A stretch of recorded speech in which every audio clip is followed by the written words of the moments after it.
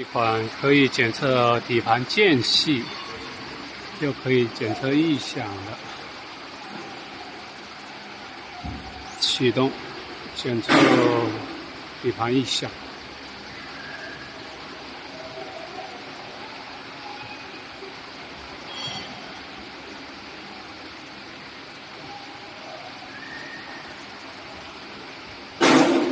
好，启动。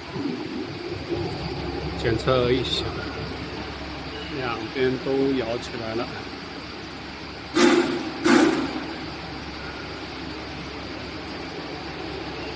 好，我们现在这边检测悬架，停止。好，检测悬架功能。OK， 好，启动了。好，现在自动停止，数据检测结果已经出来了。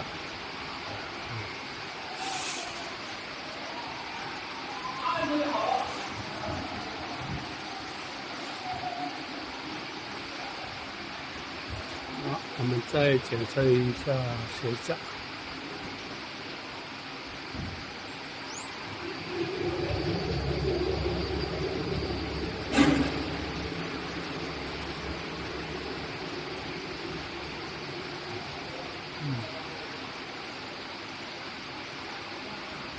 好，检测异响，启动。